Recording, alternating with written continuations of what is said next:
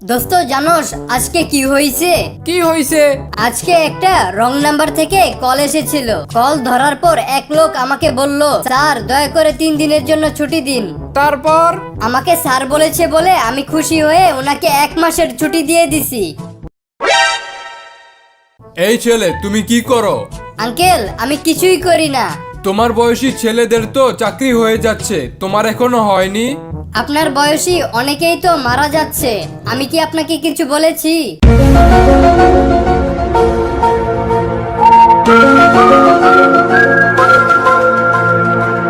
কি রে বল্টু, তোর মন খারাপ কেন?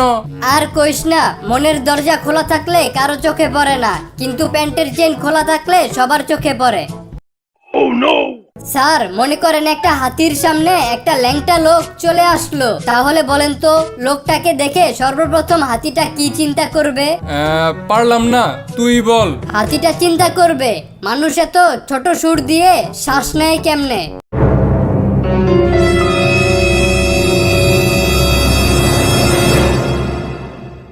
মাত্র 149 টাকায় কোর্স করে আমাদের মতো বল্টুর ভিডিও বানিয়ে লাখ লাখ টাকা ইনকাম করতে চাইলে ডেসক্রিপশন অথবা প্রথম কমেন্টে দেয়া লিংক থেকে আমাদের ফেসবুক পেজে মেসেজ দিন। আপনার ওজন কত? আমার ওজন 42 কেজি। দুঃখিত, আমরা 40 কেজির উপর কাউকে চাকরি দেই না। একই আজ আবার এসেছেন? আপনাকে না বললাম আমরা 40 কেজির উপর কাউকে চাকরি দেই না? আপনি আমার ওজন মেপে দেখেন, আমি 2 কেজি কমিয়ে ফেলেছি। আয় হায়, আপনি একদিনে 2 কেজি কেমনে কমাইলেন? আজব ব্যাপার তো। না মানে আমি আজকে মেকআপ করি নাই। জানোস বল্টু, আজকে আমার অনেক খুশি লাগতাছে। কেন? আজকে আমাকে মেসেঞ্জারে একটা মেয়ে নক দিছে। মেয়েটার চেহারা দেখছস? না, ওর প্রোফাইল লক করা। প্রোফাইল লক করিয়া দিয়েছে তোরে নক। এখন কি করে বুঝবি সে কাউয়া নাকি বক? কি রে বল্টু, শুনলাম তোর মা নাকি তোর বাবাকে অনেক পিটাইছে। হ, অনেক পিটাইছে। কেন? আর কইস না, কালকে বাবা মদ খেয়ে মাতাল হয়ে বাসায় এসেছে। তারপর আমাদের গোয়াল ঘরে ঢুকে গরুর লেজ ধরে বলতাছিল, কি গো বল্টুর মা, প্রতিদিন 2টা বেনি করো, আজকে একটা করছো কেন? আর এটা দেখে মা বাবাকে যা মাইর টাইনা দিল।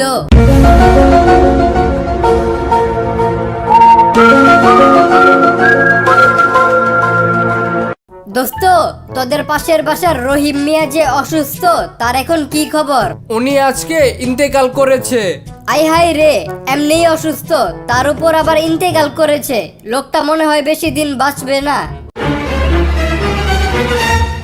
বল্টু, তোর বাসা কোথায়? স্যার আমার বাসা ব্রাহ্মণবাড়িয়া। আচ্ছা, ব্রাহ্মণবাড়িয়া বানান করতো। না মানে স্যার, এখন আমি ঢাকা থাকি। দোস্ত, আমাদের পাশের বাসার মেয়ে সুমির কথা মনে আছে? হ্যাঁ মনে আছে। ওর দাদা 1971 সালে পাকিস্তানিদের সাথে যুদ্ধ করছে। তো কি হইছে? আর এখনো বাইনা ধরছে, ওরে পাকিস্তানি ড্রেস না কিনে দিলে নাকি এইবার ঈদই করবে না। দোস্ত, আমার কাছে তোর বড় বোনের বিয়ের জন্য একটি ছেলে আছে। ছেলের নাম কি? আবুল। তা ছেলে কি করে? বাবার বড় ব্যবসা আছে। ও আচ্ছা। বল্টু, তুই কয়েকদিন আগে আমার বোনের বিয়ের জন্য একটি ছেলের কথা বলছিলি না? হ্যাঁ, আমি খোঁজ নিয়ে জানতে পারলাম ছেলের নাকি বাবাই নাই, কিন্তু তুই যে বললি ছেলের বাবার বড় ব্যবসা আছে। আরে ছাগল, বাবার ব্যবসা মানে হলো ছেলেটা বাবা কেনা বেচা করে। বল্টু, বাবা নিয়ে একটি বাক্য বল। আপনি 3 দিন আপনার বাবার ব্যবসা সামলান, সমাজ আপনাকে দেখবে না, কিন্তু একদিন শুধু বাবার ব্যবসা করে দেখেন, সমাজ আপনাকে নিয়ে ঠিকই বিচার শুরু করবে। এই যে আপু, আপনার নামটা একটু বলবেন? আমার নাম আম্মা।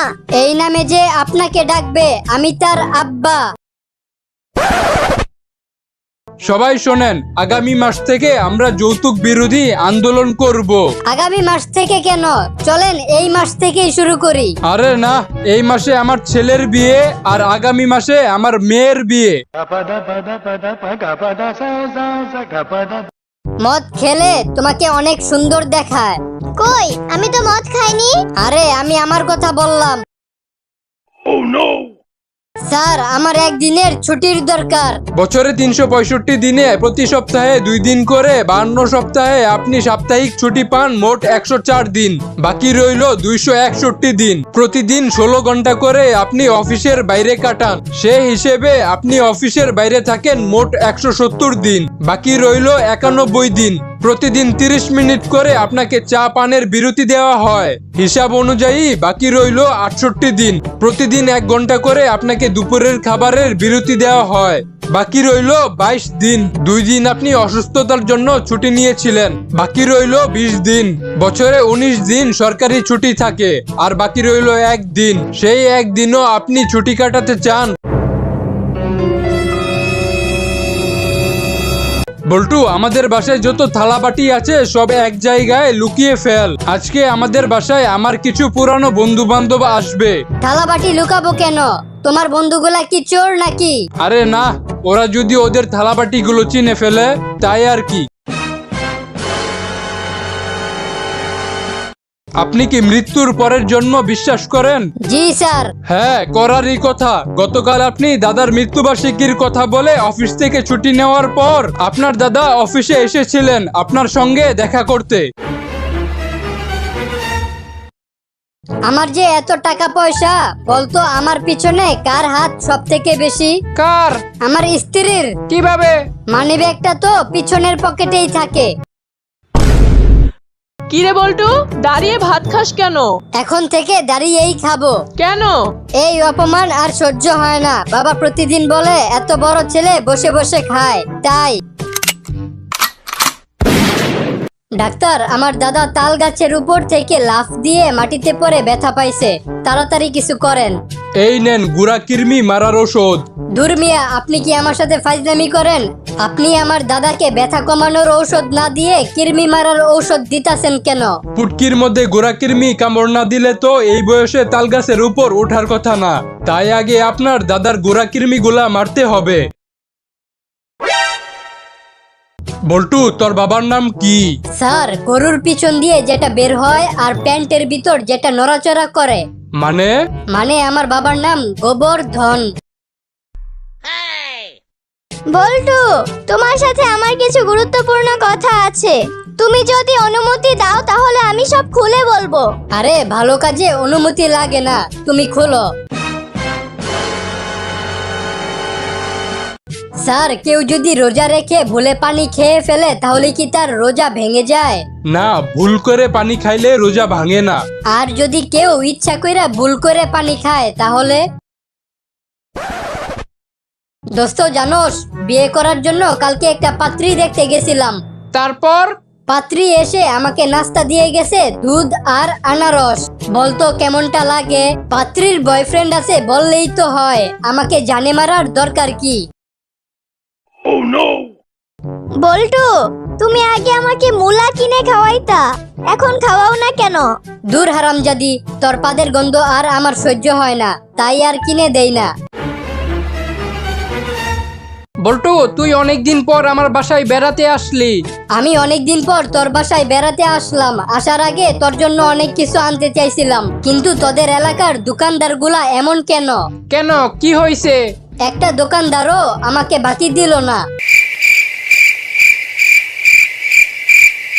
এই যে ভাই, আমার এমন একটা পাসপোর্ট সাইজের ছবি তুলে দেন যাতে আমার জুতাগুলোও দেখা যায়। কোনো সমস্যা নাই, আপনি এক কাজ করেন, জুতাগুলা খুলে মাথার উপরে রাখেন। স্যার, জীবনে কাউকে ছোট ভাববেন না। কেন? কারণ 2 টাকার মূলাও 2000 টাকার পারফিউম নষ্ট করার ক্ষমতা রাখে। ডাক্তার, আমার দাঁতে পোকা হয়েছে আর সে পোকাগুলো আমার দাঁত খেয়ে ফেলতাছে। আপনার দাঁত তুলে ফেলতে হবে। আচ্ছা, তাহলে আমার দাঁত তুলে ফেলুন। আয় হায়, আপনি এটা কি করলেন? আমার ওপরের দাঁতে পোকা হয়েছে, কিন্তু আপনি আমার নিচের দাঁত তুলে ফেললেন কেন? আরে, নিচের দাঁতের উপর দাঁড়াইয়াই তো পোকাটা উপরের দাঁত খাইতাছিল। আচ্ছা বল্টু, বলতো কেমন ছেলে বিয়ে করার উপযুক্ত?